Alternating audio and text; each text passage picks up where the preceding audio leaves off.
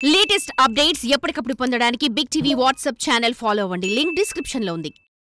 జగన్ సొంత జిల్లాలో ప్రభుత్వ అధికారిపై దాడి ఘటన పెద్ద కలకలమే రేపింది.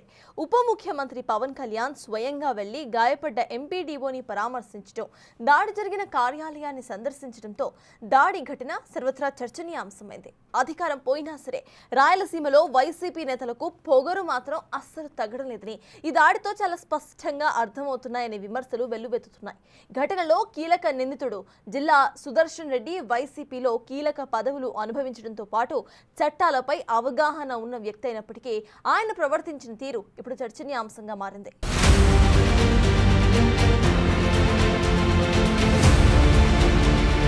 కడప జిల్లా గాలివీడు ఎంపీడీఓ జవహర్ బాబుపై వైసీపీ నాయకుల దాడి నేపథ్యంలో ఆ పార్టీ ఆత్మరక్షణలో పడింది.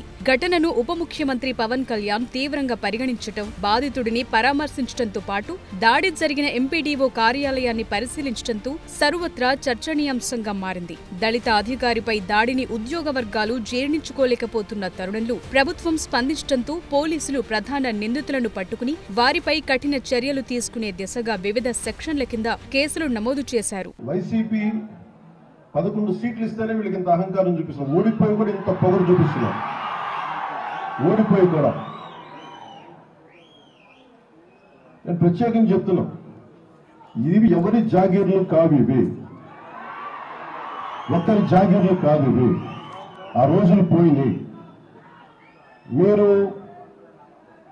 రకరకాల ముఠాలు పెట్టుకొని మీరు భయపెడతామంటే భయపడే ప్రభుత్వాలు కాదు, ఎన్డీఏ కూటమి ప్రభుత్వం అసలే కాదు. ఇలాంటి చిల్లర పనులకి ఎవరు భయపడరు. ఇంకా పద్ధతి కాదు కాబట్టి భాషని మర్యాదగా మాట్లాడుతున్నారు.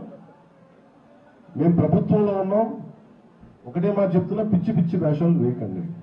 ఈ పరిణామాలన్నీ వైసీపీని ఎరకాటంలో పడేశాయి. వైసీపీ పరాజయం పాలై అధికారం కోల్పోయినప్పటికీ ఆ పార్టీ నేతల్లో అధికార మదం తగ్గలేదనే విమర్శలు వెల్లువెత్తుతున్నాయి. ఘటనలో కీలక నిందితుడు జల్లా సుదర్శన్ రెడ్డి వైసీపీలో కీలక పదవులు అనుభవించడంతో పాటు చట్టాలపై అవగాహన ఉన్న వ్యక్తి అయినప్పటికీ ఆయన ప్రవర్తించిన తీరుపై సర్వత్రా విమర్శలొచ్చాయి.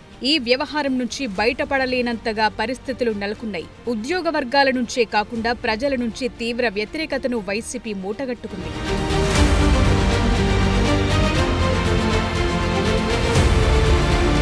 సుదర్శన్ రెడ్డి కుటుంబంలో ఇద్దరు వైసీపీ హయాంలో 2 ఎంపీటీసీ స్థానాల నుంచి ఏకగ్రీవంగా ఎన్నికయ్యారు. సుదర్శన్ రెడ్డి గాలివీడు మండలం గోపనపల్లి నుంచి, ఆయన తల్లి పద్మావతమ్మ గరుగుపల్లి నుంచి ఎంపీటీసీ సభ్యులుగా ప్రాతినిధ్యం వహిస్తున్నారు. పద్మావతమ్మ అంగన్వాడీ కార్యకర్తగా పనిచేసి ఉద్యోగ విరమణ పొందారు.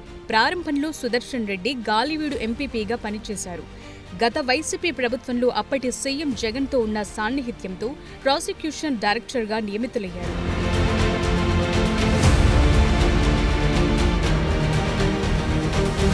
ప్రాసిక్యూషన్ డైరెక్టర్గా నియామకానికి ముందు సుదర్శన్ రెడ్డి ఎంపీపీ పదవికి రాజీనామా చేసి ఆ స్థానంలో తన తల్లిని కూర్చోబెట్టారు.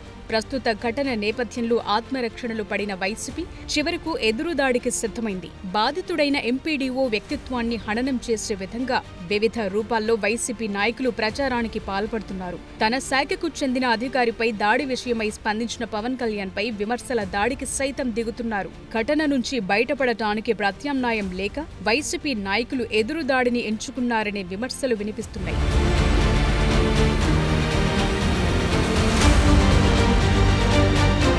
అయితే రాయలసీమ ఎవరి జాగీరు కాదని, రౌడీ మూకల ఆట కట్టిస్తానని, అవసరమైతే కడపలోనే పార్టీ ఆఫీస్ పెట్టి మగ్గం వేస్తానని హెచ్చరించడం అధికారుల్లో భరోసా నింపిందంటున్నారు. అధికారులపై దాడంటే ఒక్కరి మీద జరిగినట్టు కాదని, రాష్ట్ర యంత్రాంగంపై జరిగిన దాడిగా చూస్తున్నామని పవన్ వ్యాఖ్యానించారు. వైసీపీని 11 సీట్లకు ప్రజలు పరిమితం చేసిన వారిలో అహంకారం చావలేదని, ఫ్యాన్ పార్టీ నేతలు అది తగ్గే వరకు వారిని బదలబోమంటూ హెచ్చరికలు జారీ చేశారు. 5 సంవత్సరాల కాలంలో మీ పాలనలో ఎంత నలిగిపోయారో ప్రజలు తట్టుకుని వచ్చాం. ఇంకా మాకు అధికారం ఉంది కదా అని చెప్పి గౌరవ ముఖ్యమంత్రి చంద్రబాబు నాయుడు చాలా సంయమనంతో ఉన్నారు. మా సంయమనాన్ని పరీక్షించకండి, మా సహనాన్ని పరీక్ష పెట్టకండి.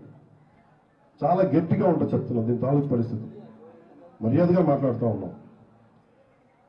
రాయలసీమ ఒక్కరి కోట కాదు, ఒకరి జాగీరి కాదు, గుర్తుపెట్టుకోండి. మీ ఇష్టానికి వచ్చి గవర్నమెంట్ ఆఫీసులోకి వస్తాం లెక్క పక్క లేకుండా మాట్లాడతామంటే మేము ఎవరు ఊరుకోం. దాడి ఘటనలో 13 మంది పాల్గొన్నట్టు పోలీసులు సాక్ష్యాధారాలతో గుర్తించారు. వీరిలో ప్రధాన వ్యక్తులైన సుదర్శన్ రెడ్డి, భయ్యారెడ్డి, వెంకట్రెడ్డిలను ఇప్పటికే అదుపులోకి తీసుకున్నారు. వీరిని రిమాండ్ ఖైదీలుగా రాయచోటి సబ్ జైలుకు తరలించారు. మిగిలిన 10 మంది పరారీలో ఉండగా వారి కోసం పోలీసులు గాలిస్తున్నారు. వీరంతా తాము వినియోగిస్తున్న ఫోన్లు సైతం వదిలిపెట్టి అజ్ఞాతంలోకి వెళ్లిపోయినట్టు పోలీసులు గుర్తించారు. రాష్ట్ర ప్రభుత్వం ఆదేశాల మేరకు పోలీసులు కేసును ప్రతిష్టాత్మకంగా తీసుకుని దర్యాప్తు చేస్తున్నారు. మొత్తానికి ఈ ఘటనపై స్పందించిన తీరుతో గబ్బర్ సింగ్ కొత్త ట్రెండ్కు తెరలేపారన్న అభిప్రాయం వ్యక్తమవుతోంది.